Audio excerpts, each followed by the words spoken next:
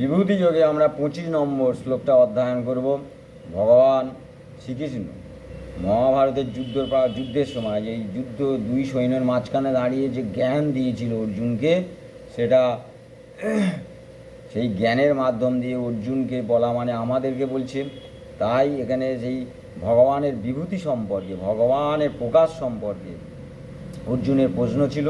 তাই এই বিভূতি যোগে ভগবান তার নিজের স্বরূপ কোথায় তিনি বেশি করে প্রকাশিত হন এবং কোন কোন বিষয়গুলো চিন্তা করলে ভগবানের চিন্তন করা হবে, সেটাই অর্জুনের মাধ্যম দিয়ে ভগবান শ্রীকৃষ্ণ ও মহাভারতের যুদ্ধে এই কুরুক্ষেত্রের যুদ্ধ প্রাঙ্গণে দাঁড়িয়ে এই জ্ঞান উপদেশ দিচ্ছেন।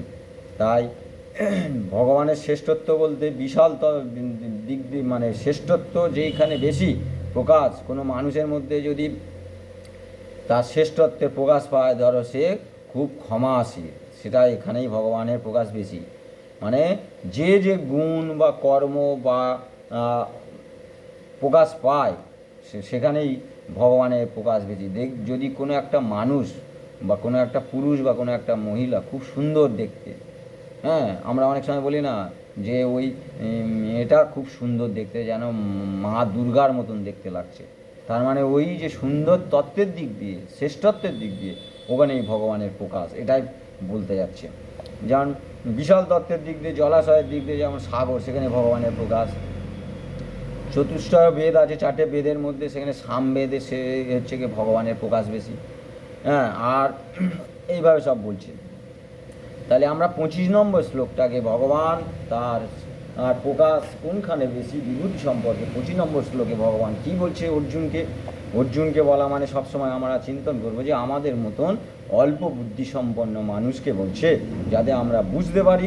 তাই তিনি অর্জুনের মাধ্যম দিয়ে আমাদেরকে বোঝাচ্ছেন। তাহলে 25 নম্বর শ্লোকে কি বলছেন? মহর্ষি নামম ভিগুহম গীরামেকয়স্মক্ষরম যজ্ঞার নাম জপযজ্ঞয়স্মিন স্থাবর নাম হিমালয়ম। তাহলে কি বলছে? মহর্ষির নাম অহম, ঋষি মহর্ষিদের মধ্যে আমি সেই ভিগু ঋষি সম্বন্ধে একটা গল্প আছে। খুব এত তেজস্বালী ছিল যে তিনি ভগবান বিষ্ণুর মানে বুকেতে তার পায়ের চিহ্ন স্থাপন করে দিয়েছিল, মানে যেটাকে লাথি মারা বলে। হ্যাঁ, বুকের ওপরে পা দিয়ে ভগবান বিষ্ণুর ঘুম ভাঙিয়েছিল। এরকম একটা গল্প, এরকম একটা কাহিনী আছে পুরাণ তত্ত্বে। তাহলে সেই ঋষিগণের মধ্যে হচ্ছে সেই তেজস্বী তেজ হিসাবে যেটা প্রকাশ পাচ্ছে, সেটাই হচ্ছে গিয়ে সেই ভগবানের প্রকাশ, সেটাই হচ্ছে গিয়ে ভিগু। তাহলেই বলছে মহর্ষি নামম ভিগু অহম গীরম এক অক্ষরম গীরম ওস্মিন এক অক্ষরম যজ্ঞার নাম গীরা ওস্মিন এক অক্ষরম। আর বলছে সেই আমি সেই এক অক্ষর শব্দ সময়ের মধ্যে আমি সেই ওঙ্কার, ওম, অ, উ আর ম একসাথে, এই সারা পৃথিবীর মধ্যে যত শব্দ উৎপন্ন হোক না কেন, এই 3টে শব্দের মধ্যে দিয়ে উচ্চারণ হবে। অ, উ, ম, ওম, এইটাই থাকবেই থাকবে। তাই এই শব্দ সময়ের মধ্যে হচ্ছে আমি সেই ওঙ্কার, কারণ এই ওম এটাই ধরে রেখেছে, এটা একটা নাদ, সবসময় এক কোনো বন্ধ নেই, সবসময় ওম উচ্চারণ হতে চলেছে। এই যে পৃথিবীর সৃষ্টি এই ওম দিয়ে সৃষ্টি হচ্ছে, এই ওমই স্থির ধরে রেখেছে, আবার ধরে রেখেছে। তাই এই ওঙ্কারই হলো আমার বিভু। আর কি বলছে না, যজ্ঞার নাম জপ যজ্ঞয়স্মিন স্থাবর নাম হিমালয়। যজ্ঞে যত যজ্ঞই করে না, যজ্ঞ কাকে বলবো? যে কর্ম ভগবানের উদ্দেশ্যে করা হবে সেটাই যজ্ঞ। বলছে বিষ্ণুর পিতার্থে যে কর্ম করব সেটাই হচ্ছে যজ্ঞ। তাহলে সবটাই যজ্ঞ করা হচ্ছে। দান করি, জপ করি, ভগবানের সেবা করি, পূজা করি, অর্চনা করি, শাস্ত্র করি, সেটা হচ্ছে যজ্ঞ হিসাবে হবে। কখন না, যখন ভগবানের প্রীতির উদ্দেশ্যে কর্ম করছে, যজ্ঞ হয়ে যাচ্ছে। আর এই যজ্ঞগুলোর মধ্যে আছে জপ ও যজ্ঞ, জপ করা, ভগবানের নাম অন্তঃকরণ জপ হতে পারে, মনে মনে জপ হতে পারে, বা উচ্চারণ করে বা হতে পারে, আমরা মুখ দিয়ে উচ্চারণ করছি যেটা সেটাও হতে পারে, নাম সংকীর্তন এইগুলো করা হতে পারে। তাই এই জব হিসাবে সেই ভগবানের নাম করা এটাই হচ্ছে কি শ্রেষ্ঠ যজ্ঞ। আর আমি স্থাবর সময়ের মধ্যে হিমালয়, স্থাবর ওর মধ্যে আমি সেই হিমালয়, সময়ের মধ্যে আমি সেই হিমালয়। তাহলে কি বলছে, মহর্ষির নাম অভিগম গিরাম একয়ক্ষ একয়স্মিন, মহর্ষির নাম অভিগহম গিরামস্মিন একয়ক্ষরম, যজ্ঞার নাম জপ যজ্ঞয়স্মিন স্থাবর নাম হিমালয়ম। মহর্ষিগণের মধ্যে আমি ভৃগু, আর আমি হচ্ছে কি শব্দ সময়ের মধ্যে সেই ওঙ্কার, আমি সকল যজ্ঞের মধ্যে জপ যজ্ঞম, আর আমি স্থাবর সময়ের মধ্যে আমি সেই হিমালয়। হিমালয় হচ্ছে কি শ্রেষ্ঠত্ব। তাই হিমালয়, ভগবান বিষ্ণু কোথায়, ভগবান শিব কোথায় বাস করে, হিমালয়। তাই এখানে বলছে এই শ্লোকটা যদি আমরা পর্যালোচনা করি বা আমরা গভীরভাবে যদি একটু চিন্তা ভাবনা করি, তাহলে এখানে কি বলছে, ঋষিগণের মধ্যে সেই তেজস্বী, প্রতি একটা মানুষের মধ্যে যে তেজ, তেজ মানে তার শৌর্য বীর্যের যে তেজ, তেজ সেই তেজ হিসাবে যে পরিচয় পাওয়া যায় সেই ভগবানের বিভু হিসাবে সেই ভৃগু ঋষি। তাই ভগবান বিষ্ণুর বক্ষস্থলে লক্ষিত হয় সেই ভৃগু ঋষির পদচিহ্ন। কীভাবে হয়েছিল না, তা সেই তেজ, সাধন ভজনের তেজ। সেই জন্য ভৃগুকে তার বিভূতির প্রকাশ বলা হচ্ছে, ভৃগু ঋষিকে, ভৃগুকে সেই মহর্ষির মধ্যে ভৃগু। আর আর ব্রহ্মবাচক পবিত্র যে শব্দ উচ্চারণ হয় একাক্ষরম, সেটাই কি ওম, ওঙ্কার, ভগবানের বিভূতি। ওম হচ্ছে ভগবানের বিভূতি। যদি ভগবানের ওম জপ ওঙ্কারের মাধ্যমে, এই জপের মাধ্যম দিয়েও তুমি সেই ভগবানকে প্রাপ্ত হবে। তাই এই পবিত্র এবং ব্রহ্মবাচক একক অক্ষর এই ওম প্রতিটা কাজেই ব্যবহার করা হয়। যেমন পূজা করো, যাই করো, মন্ত্র উচ্চারণ করো, ওম দিয়ে উচ্চারণ করা হয়। বিষ্ণুরে করছো ওম, যাই করি না করো ওম, সব ওম দিয়ে উচ্চারণ হয়। কারণ এই জগতে যতই শব্দ আছে সব এই ওম, এই তিনটে অক্ষর অ উম ও, এই তিনটে অক্ষর দিয়ে মধ্যেই আছে। এর থেকেই উচ্চারণ হচ্ছে বিভিন্ন প্রকার শব্দ বা আওয়াজ। তাই এই ওঙ্কারই হচ্ছে ভগবানের বিভূতি। আর কি বলছেন, যত রকমের যজ্ঞ আছে, অশ্বমেধ যজ্ঞ, জ্যোতিষ্টম যজ্ঞ, এরকম বিভিন্ন ধরনের যজ্ঞ আছে, তার সব আছে, তার মধ্যে শ্রেষ্ঠ যজ্ঞই হচ্ছে গিয়ে এই যে যত রকম যজ্ঞ, অশ্বমেধ যজ্ঞ, সেখানে তো একটা ঘোড়াকে বধ করতে হতো, তো হ্যাঁ, যাই যজ্ঞ করি না কেন স্যাক্রিফাইস একটা করতে হতো, সেই যজ্ঞে আহুতি দেওয়া হতো। তার মধ্যে একটা হিংসা দোষ দেখা যায়, হিংসার দোষ দৃষ্ট হয় যাই যজ্ঞ করি না কেন। কিন্তু ভগবানের যখন নাম যজ্ঞ করব, নাম জপ রূপ মহাযজ্ঞ করব, সেখানে কোনো দোষ দেখা যাবে না, কোনো হিংসার লেশ নেই। কিন্তু আমি যতই যজ্ঞ করি না কেন, অশ্বমেধ যজ্ঞ, জ্যোতিষ্টম যজ্ঞ, আর সব বিভিন্ন যে যজ্ঞ আছে বেদেতে করি না কেন, সেখানে একটা দোষ দৃষ্ট দেখা যায়, হিংসা রূপ দোষ দৃষ্ট দেখা যায়।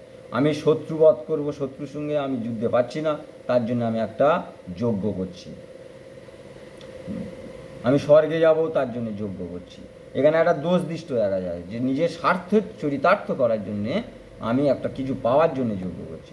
কিন্তু আমি যখন এর মধ্যে একটা হিংসা দেখা যায় বা দোষ দৃষ্ট দেখা যায়, কিন্তু যখন আমি ভগবানের এই নামরূপ যজ্ঞ করব, এখানে কোনো দোষ দৃষ্ট দেখা যায় না, কোনো দোষ নেই, দৃষ্ট বা হিংসা দেখা যায় না। সেই জন্য যজ্ঞের দিক দিয়ে শ্রেষ্ঠত্ব হিসাবে ভগবানের নাম করা এই যজ্ঞটা হচ্ছে কি শ্রেষ্ঠ যজ্ঞ।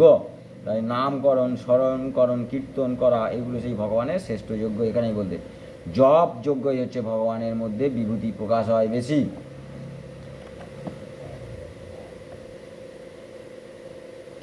আর এই জগতে যত অচল বস্তু পদার্থ, অচল পদার্থ আছে, তার মধ্যে তার মধ্যে হচ্ছে হিমালয় বহুতলের আকার স্থান, এবং হিমালয় শ্রেষ্ঠত্বের দিক দিয়ে হিমালয় হচ্ছে কি সবচেয়ে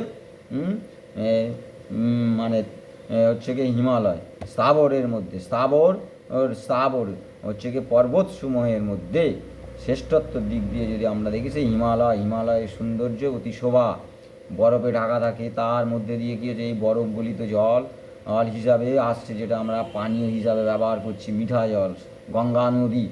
তাহলে সেই শ্রেষ্ঠত্বর দিক দিয়ে হচ্ছে গিয়ে আমরা হিমালয়কে বলছি। আর কি বলছে, পতিত পাবনী গঙ্গা প্রবাহ হচ্ছে।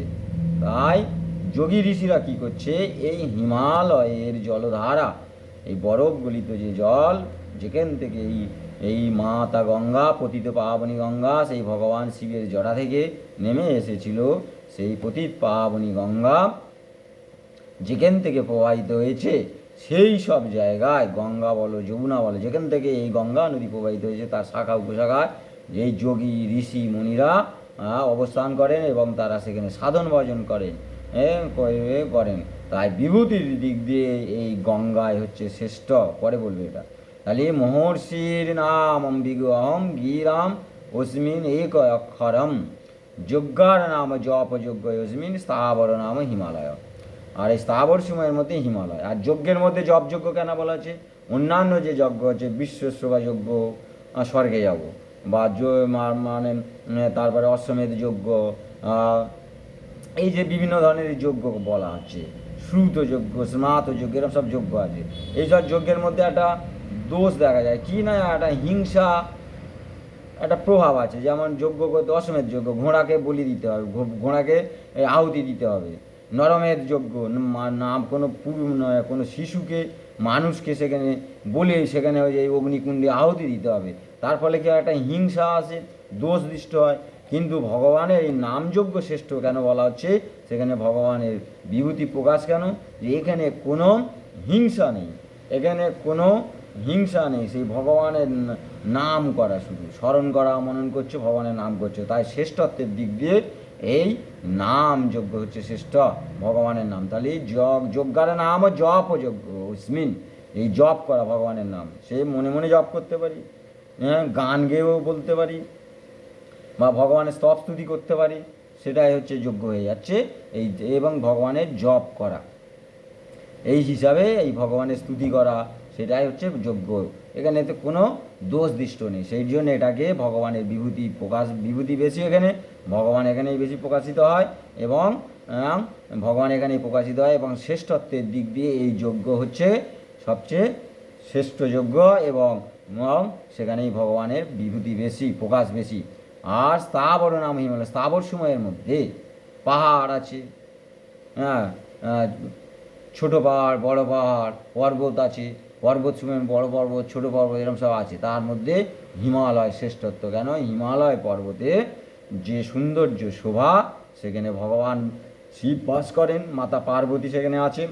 আর কি আছে, আর এই হিমালয় পর্বতে থেকে কি হচ্ছে, বরফ গলিত জল হচ্ছে, যেটা মিঠে জল হিসাবে আসছে। মানে আমরা যদি জড়জাগতিক দিক দিয়ে চিন্তা করি, বিজ্ঞানসম্মতভাবে চিন্তা করে দেখি, তাহলে সেই গঙ্গা নদী প্রবাহিত হচ্ছে, মা গঙ্গা যিনি পবিত্র, মানে পতিত পাবনী, পবিত্রকারী এবং পতিত পাবন করে। গঙ্গা জলে স্নান করলে শরীর শুদ্ধ হয়, মন শুদ্ধ হয়, এই পতিত পাবনী বলা হচ্ছে। সেই গঙ্গা এই হিমালয় থেকে নেমে এসেছিল ভগবান শিবের জটা থেকে। আমরা যখন ইয়েতে পড়লে পাবো আমরা ভগীরথীর গল্পের মাধ্যম দিয়ে গঙ্গাকে, সাগর রাজার যে গল্প বা কাহিনী আছে, যে আছে ভগবানের লীলার মধ্যেই, ভগবানের যে সাগর রাজার গল্প আছে, ভগবান যে কাহিনীগুলো আছে, ভগবানের যে কথা গল্পগুলো আছে, সেই কাহিনীর মধ্যে গঙ্গার যে প্রকাশ হয়েছে, গঙ্গার মানে জন্ম বৃত্তান্ত, সেটাই আমরা পাবো। এবং যখন সাগর রাজা ৬০,০০০ সন্তান মারা গেল এই কপিলমুনির অভিশাপে, তার ফলে গেল তাদেরকে উদ্ধার করার জন্য ভগীরথ গঙ্গাকে এনেছিল। এই গল্পটা আমরা কম বেশি প্রত্যেকেই জানি, এই এই জানি। তাই এখানে হচ্ছে কি এই স্থাবরের মধ্যে হিমালয়, এটাই বলতে যাচ্ছে। তাহলে জপ কয় রকম আছে একটু জানতে হবে। বাহ্য জপ আর অন্তর জপ, একটা মুখ দিয়ে জপ করছি, হ্যাঁ, ভগবানের নাম, আর অন্তর দিয়ে জপ, মুখে বলছি না, হয়তো ঠোঁট নড়ছে একটু, কিন্তু অন্তরে জপ চলছে, অন্তর জপ। আর তারা তাহলে অন্তর্জপের অধিক ফল এখানে শাস্ত্রে বলা হচ্ছে। হ্যাঁ, এটাই হচ্ছে গিয়ে এই 25 নম্বর শ্লোকের মূল বিষয়বস্তু হয়ে দাঁড়াচ্ছে। তাহলে 25 নম্বর শ্লোকটা আর একবার পড়ি। মহর্ষি নাম ভিগহম গিরাময়স্মিনেকয়কারম যজ্ঞার নাম জপ যজ্ঞয়স্মিন স্থাবর নাম হিমালয়া